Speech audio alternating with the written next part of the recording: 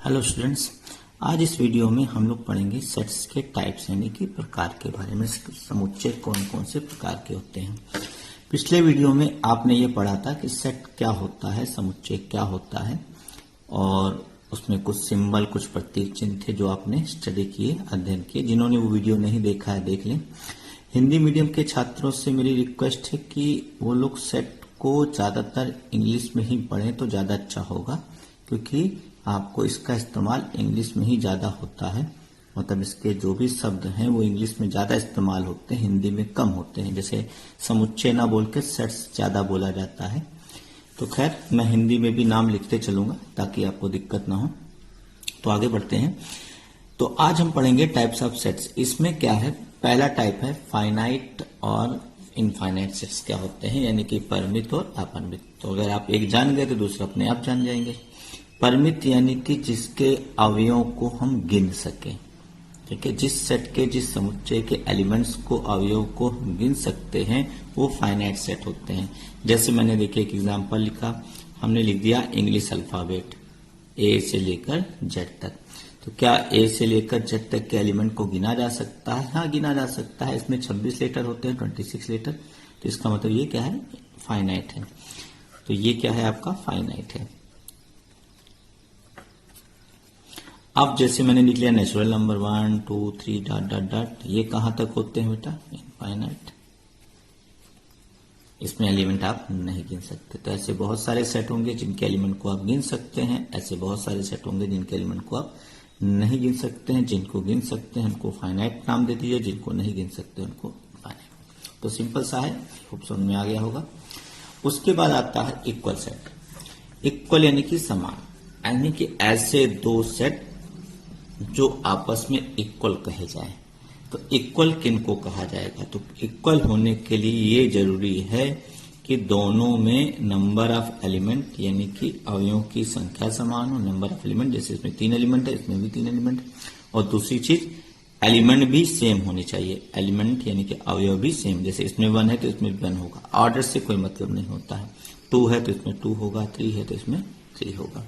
बहुत सिंपल सा क्वेश्चन है ये भी दोनों आपस में क्या है, आपके इक्वल सेट है, आपस में समान है, बराबर है। तो जैसे आपकी बुक का एक क्वेश्चन है, आपसे पूछा जा रहा है ये इक्वल है कि नहीं। तो एक सेट उन्होंने दिया, बुक का क्वेश्चन मैं आपका ले रहा हूं, X such that X is a letter of word. X क्या है, पूरा मैं लैंग्वेज नहीं लिख रहा हूं। X is a letter in the word follow. एक शब्द दिया गया है फॉलो। तो ये आपको किस फॉर्म में लिखा गया है, समुच्चय निर्माण विधि में लिखा गया है, यानी कि सेल बिल्डर फॉर्म में लिखा गया है। और इसमें कह रहा है कि एक्स क्या है, एक लेटर है फॉलो शब्द का। तो इसको आप रोस्टर फॉर्म में चेंज कर लीजिए तो आपके लिए आराम होगा। तो फॉलो वर्ड यानी कि इस शब्द के सभी अक्षरों का एक सेट बना लीजिए। ये बन गया FOLW। तो कोई भी लेटर चाहे यहां जितनी बार भी आया हो, एक बार लिखा जाता है, ये मैंने बताया था। दूसरा सेट है यक्स सच दैट एक्स, वहां पे वाई इस्तेमाल किया उन्होंने। चलिए कोई भी नाम इस्तेमाल करिए। Y such that Y is a letter in the word wolf. Y किसका, सब कैपिटल में था, मैंने यहाँ पे स्मॉल लेटर इस्तेमाल कर लिया। सब कैपिटल में है, ध्यान रखिएगा, सब ये सब कैपिटल में है बुक में आपके। वोल्फ, ठीक है। तो वाई क्या है, इस शब्द का अक्षर है, इस वर्ड का लेटर है। तो इसका भी रोस्टर फॉर्म में चेंज कर लीजिए। तो आप देखेंगे इसमें भी आपके इसमें भी वही लेटर आएंगे जो इसमें आएंगे। इसमें एफ आ रहा है, इसमें एफ आ रहा है, ओ है, एल है और डब्ल्यू। तो आप देख सकते हैं दोनों आपस में क्या है, इक्वल है। तो बहुत सिंपल सा क्वेश्चन है। तो ये होता है इक्वल सेट यानी कि समान समुच्चय। अब उसके बाद आता है एम्प्टी सेट यानी कि नल, इंग्लिश में इसको नल या वाइड सेट भी बोलते हैं, रिक्त। एम्प्टी का मतलब रिक्त, यानी कि जिसमें कोई एलिमेंट ना हो। ये इसको इस तरह लिखते हैं, या इसको एक सिंबल दिया गया है फाई, केवल फाई, ध्यान रखिएगा। अगर करली ब्रैकेट में, मछली ब्रैकेट के अंदर कुछ ना लिखा हो तो ये एम्प्टी होगा, रिक्त होगा, या केवल फाई से इसको रिप्रेजेंट किया जाएगा, यानी कि इस पूरे को फाई से रिप्रेजेंट किया जाएगा। ऐसे मत लिख दीजिएगा, ये एम्प्टी सेट नहीं है, रिक्त समुच्चय नहीं है, ध्यान रखिएगा। तो नल सेट यानी कि एम्प्टी सेट यानी कि रिक्त क्या होता है? ऐसा सेट जिसमें कोई भी एलिमेंट ना हो। ऐसी कोई भी शर्त आपको दे दी जाए जिसमें कोई भी एलिमेंट ना मिलता हो। जैसे मैं आपसे कहूं x such that x is a natural number, x एक प्राकृतिक संख्या है और कैसा नेचुरल नंबर है? लेस देन 1 से छोटी प्राकृतिक संख्या। तो आप जानते हैं 1 से छोटी कोई नेचुरल नंबर नहीं होता है, इसलिए ये कौन सा सेट हो गया? एम्प्टी यानी कि रिक्त। यहाँ ऐसी शर्त भी बनाई जा सकती है कि x एक नेचुरल नंबर है जिसकी वैल्यू 1 और 2 के बीच में है, यानी कि x is greater than 2, x is greater than 1, x 1 से बड़ा है बट 2 से क्या है? छोटा, मतलब कुल मिलाकर 1 और 2 के बीच में है। तो ऐसी कोई प्राकृतिक संख्या नेचुरल नंबर जो कि 1 और 2 के बीच में हो तो नहीं होती, क्योंकि 1 और 2 के बीच जो भी नंबर आएंगे वो डेसिमल वाले होंगे, भिन्न वाले होंगे। तो इस वजह, और नेचुरल नंबर भिन्न में या फ्रैक्शनल में नहीं होते हैं। तो इस प्रकार से ये क्या होगा? एम्प्टी सेट होगा। हम आपसे कहें इंग्लिश अल्फाबेट के वो लेटर लिखिए जो जेड के बाद आते हो, तो जेड के बाद तो कोई लेटर नहीं आता है, इसलिए वो भी क्या होगा? Empty set. मैं आपसे कहूं इंग्लिश अल्फाबेट के वो लेटर लिखिए जो बी और सी के बीच में आते हो, तो बी और सी के बीच इंग्लिश अल्फाबेट का कोई भी लेटर नहीं आता है, इसलिए वो भी क्या होगा? एम्प्टी सेट होगा। तो ऐसी कोई भी शर्त जिससे आपको कोई भी एलिमेंट नहीं मिलता है वो एम्प्टी सेट यानी कि रिक्त समुच्चय कहलाता है। तो आई होप आपको ये समझ में आ गया होगा। तो ऐसे बहुत सारे एग्जाम्पल होंगे, आप अपनी बुक में देखिए। उसके बाद मेन यही 3 प्रकार होते हैं। उसके बाद कुछ सेट के टाइप्स और होते हैं, जैसे इसमें एक आता है इक्विवेलेंट सेट्स, तुल्य समुच्चय। किसी किसी किताब में तो ये दिया भी नहीं है।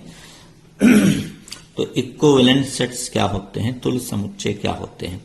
ऐसे सेट जिसमें नंबर ऑफ एलिमेंट सेम हो, यानी कि अवयवों की संख्या, जैसे इसमें हाउ मेनी एलिमेंट्स? 3, ठीक है। इसमें 3 एलिमेंट है, 3 मेंबर हैं, इसमें भी कितने मेंबर हैं? 3। तो चूंकि दोनों में number of member, number of element, number of अवयव यानी कि अवयवों की संख्या समान है, इसलिए ये आपस में इक्वल, यानी कि इसमें एलिमेंट समान होना जरूरी नहीं, यानी कि अवयव आपस में बराबर होने जरूरी नहीं है, केवल अवयवों की संख्या यानी कि नंबर ऑफ एलिमेंट्स सेम होना चाहिए। तो जो भी सेट इक्वल सेट होते हैं वो इक्विवेलेंट जरूर होंगे, लेकिन जो इक्विवेलेंट हैं वो जरूरी नहीं है कि इक्वल हो, ये ध्यान रखिएगा। तो ये भी सिंपल सा है। उसके बाद आता है सिंगलटन सेट, एकल समुच्चय। नाम से ही होगा सिंगलटन, ऐसा सेट जिसमें सिंगल एलिमेंट हो। ये देखिए, एक एलिमेंट हो। जैसे आपसे कहें x सच दैट x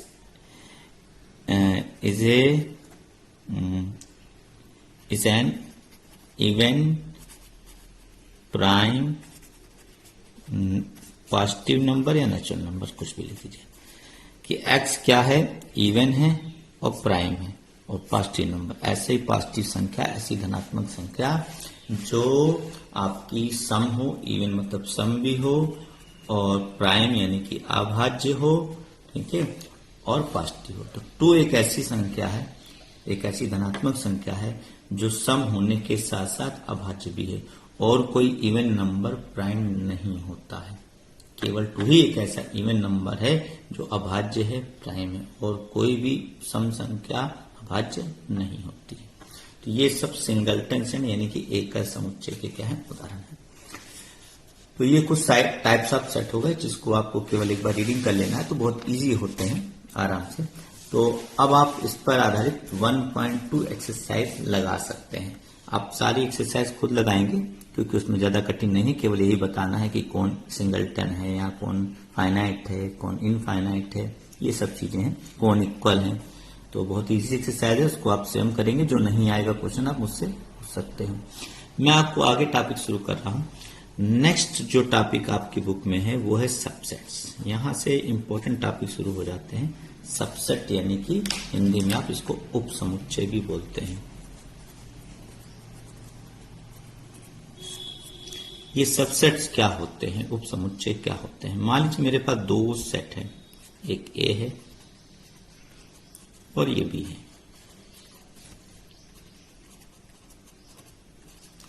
अगर सेट ए के सारे मेंबर यानी कि सारे एलिमेंट सेट बी के भी एलिमेंट हो, यानी कि ए के सारे एलिमेंट बी के एलिमेंट हो, तो ऐसे सेट्स को हम लोग बोलते हैं सबसेट। देखो ए के सारे एलिमेंट किस में है, बी में है, तो ए बी का क्या कहलाएगा, सबसेट यानी कि उपसमुच्चय। उपसमुच्चय का साइन ऐसे होता है, कई बुक्स ऐसे भी इस्तेमाल करती है, ये भी सबसेट का ही साइन होता है, तो दोनों ही सबसेट के साइन है, कई बुक ये इस्तेमाल करते हैं, कई बुक ये। तो अगर ए बी का सबसेट है तो इसका मतलब ए के सारे एलिमेंट बी में होने चाहिए। ये जरूरी नहीं है कि बी के सारे एलिमेंट भी ए में हो, अगर ए के सारे एलिमेंट बी में हैं तो ए बी का सबसेट कहलाएगा। अगर बी के सारे एलिमेंट ए में नहीं है तो बी ए का सबसेट नहीं कहलाएगा। If each and every element of A lie within B, then A is called subset of B। फिर से एग्जांपल देखिएगा, मान लीजिए मेरे पास दो सेट है, सिंपल से मैं एग्जांपल ले रहा हूं, और दूसरा सेट Q है।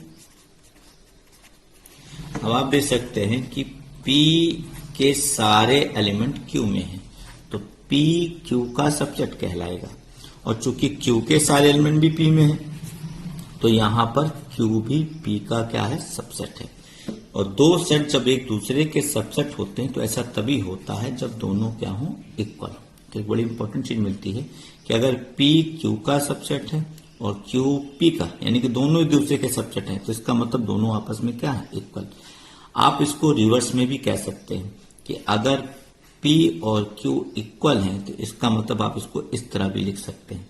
तो कहने का मतलब अगर कहीं पर लिखा है, आपको कहीं भी दो सेट दिए गए हैं और ये एलिमेंट नहीं पता है, केवल ये लिखा है आपको कि कोई x सेट है वो y का सबसेट है और कोई y सेट है वो x का सबसेट है, तो झट से आप लिख दीजिएगा कि x और y दोनों क्या है, इक्वल। ये एरो का साइन है, इनको इम्प्लाइज दैट पढ़ते हैं, इम्प्लाइज दैट इंगित करता है ये, यानी कि जो निष्कर्ष निकलता है वो एरो लगाकर यहाँ बताया जाता है कि अगर x y के सबसेट है, y x के सबसेट है, तो इससे ये निष्कर्ष निकलता है कि x y के क्या है, इक्वल है। ओके, तो अगर रिवर्स में भी आप लिखना चाहें तो लिख सकते हैं कि अगर x y के इक्वल है तो आप इसको इस तरह भी लिख सकते हैं कि x y का सबसेट होगा और y x, मतलब इसकी जगह पर ये लिखा जा सकता है और इसकी जगह पर ये लिखा जा सकता है, जैसे रिक्वायरमेंट क्वेश्चन में होगी आप उसको कर सकते हैं। तो ये होता है सबसेट। अब आपको याद रखना है क्या, कि नंबर ऑफ सबसेट, यानी कि किसी सेट के कितने सबसेट बनाए जा सकते हैं। तो नंबर ऑफ सबसेट्स, किसी भी सेट के जो नंबर ऑफ सबसेट होते हैं वो 2 की पावर n के बराबर होते हैं, जहां पर n क्या है, नंबर ऑफ एलिमेंट्स, यानी कि किसी समुच्चय में अवयवों की संख्या को रिप्रेजेंट करता है। जैसे मैं आपको कहूं ये मेरे पास एक सेट है 1 2 3, 3 एलिमेंट है, तो नंबर ऑफ सबसेट कौन कौन से होंगे, कौन कौन से होंगे वो बाद में, कितने सबसेट होंगे ये जानिए। तो इसमें कितने एलिमेंट हैं, 1 2 3, तो 2 की पावर आप लिख दीजिए 3, तो कुल मिलाकर सबसेट होंगे 8 सबसेट बनेंगे इसमें। इस सेट के कितने सबसेट होंगे, 8। अब कौन कौन से होंगे ये आपको जानना है, ये तो आपने इस फॉर्मूले से जान लेंगे कि यहाँ कितने सबसेट होंगे, आप इस फॉर्मूले से ज्ञात कर सकते हैं, कुछ करना नहीं होगा, बस 2 की पावर में n की वैल्यू रख देना। n मतलब कितने एलिमेंट है, जैसे इसमें 1 2 3, 3 एलिमेंट है, 3 अवयव। अब ये तो पता चल गया कि 8 सबसेट बनेंगे, लेकिन कौन कौन से बनेंगे इसको पता करना हो, इसके लिए आपको कुछ चीजें भी ध्यान रखनी पड़ती हैं। वो क्या है, पहली चीज फाई, जो कि एम्प्टी सेट होता है, रिक्त समुच्चय होता है, ये सभी जितने भी सेट होते हैं सबका सबसेट माना जाता है। तो ध्यान रखिएगा, पहला सबसेट आप फाई लिखा करो, केवल फाई, ध्यान रखिएगा, ऐसे मत लिख देना, ये सबसेट नहीं होता किसी का, रिक्त समुच्चय, यानी कि फाई लिखिए या मझले ब्रैकेट में, कर्ली ब्रैकेट में कुछ मत लिखिए, ये लिखें या ये रिक्त समुच्चय होता है। जितने भी समुच्चय आपके होते हैं ये सबका उपसमुच्चय होता है, सबका सबसेट होता है, ये ध्यान रखिएगा। फाई सबका सबसेट होता है तो फाई सबका सबसेट होता है, खुद का भी वो होता है, ध्यान रखिएगा। फिर बाकी सबसेट आप इससे बनाएंगे, एक सबसेट यही आपको बाहर से मिलेगा, बाकी सब इसी से। पहले एक एक एलिमेंट लेकर सेट बना लीजिए, इसमें सिंगल सिंगल, जैसे 1 लिया पहले, एक सबसेट ये बनेगा, फिर 2 लिया, एक सेट और बनाया, ये भी सबसेट होगा, 3 लिया, ये भी सबसेट होगा। सबको कर्ली ब्रैकेट मजला ब्रैकेट लगाते रहिए ताकि ये सेट के रूप में कन्वर्ट हो जाए। फिर उसके बाद दो एलिमेंट लिखिए, जैसे 1 2 ले लिया, फिर 1 3 ले लिया, फिर 2 3 ले लिया, दो एलिमेंट। 1 2 2 1 दोनों मत ले लीजिएगा, क्योंकि 1 2 लीजिए चाहे 2 1, दोनों का मतलब एक ही होता है। क्रम बदलने पर सेट पर कोई फर्क नहीं पड़ता। तो 1 2 1 3 और 2 3, दो एलिमेंट ले लिए। उसके बाद तीनों एलिमेंट। कोई भी सेट खुद का सबसेट होता है तो इसको खुद भी लिखना होगा, यानी कि पूरा का पूरा सेट ए उतार दीजिए। देखिए 8 बने कि नहीं, 1 2 3 4 5 6 7 8, कुल मिलाकर 8 सबसेट बन गए। तो इस तरह से सबसेट बनाए जाते हैं। तो इस फॉर्मूले से आप पता कर सकते हैं कि कितने सबसेट होंगे, और इस टेक्निक से आप सारे सबसेट लिख सकते हैं। तो आई होप इतना आपको समझ में आया होगा। नेक्स्ट अभी 1.3 एक्सरसाइज समाप्त नहीं हुई है, इसमें कुछ टॉपिक बचे हैं, तो उसको मैं नेक्स्ट वीडियो में आपको बताऊंगा। Okay, thank you.